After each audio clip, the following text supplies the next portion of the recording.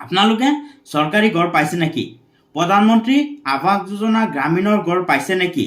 যদি আপোনালোকে ঘৰ পাইছে আৰু ঘৰ আপোনালোকে বনোৱা নাই, কিবা কাৰণত আপোনালোকে ঘৰ বনোৱা নাই, তেতিয়াহ'লে আপোনালোকৰ কাৰণে এটা মহা বিপদ আহিব আৰু হয়তো আপোনালোক জেললৈ যাব পাৰে। অসমৰ বিভিন্ন ঠাইত এনেকুৱা ঘটনা হৈ আছে, যোনবিলাকে চৰকাৰী ঘৰ পাইছে, ঘৰ পোৱাৰ পিছত কিবা কাৰণবশতঃ কিবা পাৰ্চনেল অসুবিধাৰ কাৰণে বা কিবা টকা বেলেগ ঠাইত ইনভেষ্ট কৰি দিয়াৰ বাবে বহুতে ঘৰ বনোৱা নাই। আৰু এনেকুৱাকৈ বহুত অসমৰ বিভিন্ন ঠাইত কেছ ৰুজু হৈছে পঞ্চায়তে আৰু এই কেছসমূহ ৰুজু হৈছে আৰু পুলিচ প্ৰশাসন আহি আছে আৰু চেক কৰি আছে যে ঘৰ বনাইছে নে নাই। যদি বনোৱা নাই তেতিয়াহ'লে এইটো এটা ডাঙৰ সমস্যা। কাৰণ যদি প্ৰধানমন্ত্ৰী আৱাস যোজনা গ্ৰামীণৰ ঘৰ পাইছে আৰু বনোৱা নাই, তেতিয়াহ'লে আপোনালোকে ভাবি থওক আপোনালোক নিশ্চয় জেললৈ যাব লাগিব। গতিকে আপোনালোকক এতিয়াও বহুত সময় আছে। যদি আপোনালোকে ঘৰ পাইছে, কিবা কাৰণবশতঃ এই ঘৰৰ টকাখিনি বেলেগ ঠাইত বা বেলেগ কিবা কামত ব্যৱহাৰ কৰিছে, তেতিয়া এতিয়াও বহুত সময় আছে, আপোনালোকে ঘৰ বনাই লওক।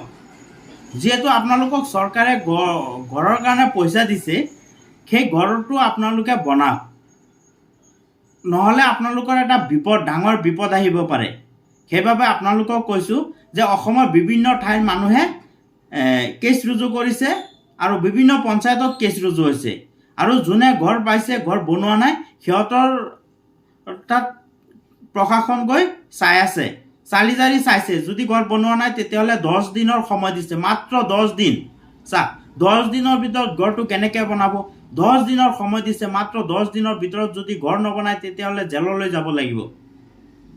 সেইবাবে আপোনালোকক কৈছোঁ, আপোনালোকে যদি প্ৰধানমন্ত্ৰী আৱাস যোজনা গ্ৰামীণৰ ঘৰ পাইছে, তেতিয়াহ'লে আপোনালোকৰ এতিয়া হাতত বহুত সময় আছে, আপোনালোকে ঘৰ বনাই লওক।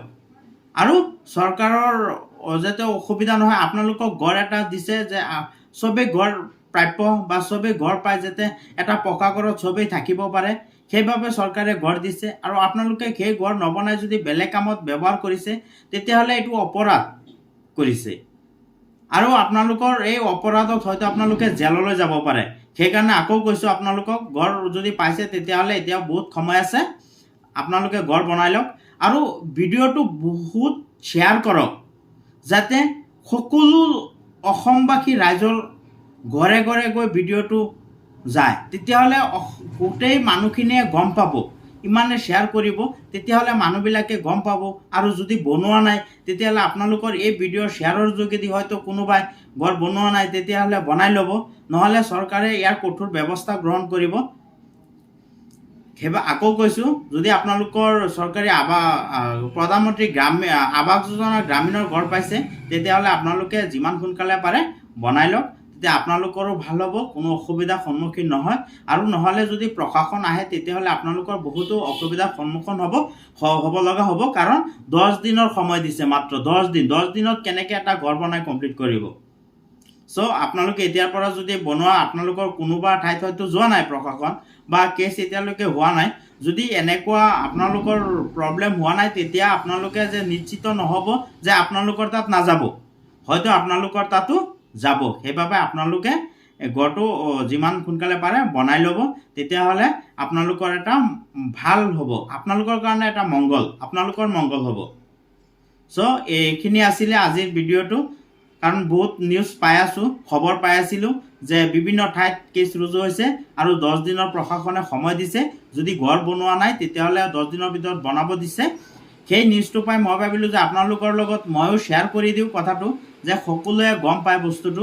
হয়তো কোনোবাই গম নাপাব, প্ৰব্লেমত পৰি যাব। সেইবাবে ভাবিলোঁ সকলোৰ লগত শ্বেয়াৰ কৰোঁ, আৰু যাতে কাৰোৰ অসুবিধা নহয়, নিজে নিজে এতিয়াও সাৱধান হৈ নিজে নিজে ঘৰ এটা বনাই ল'ব পাৰে। আজি এইখিনি আছিলে। যদি মোৰ ভিডিঅ'টো চাই ভাল লাগে, তেতিয়াহ'লে ফ'ল' এটা কৰিব, লাইক শ্বেয়াৰ কৰি দিব।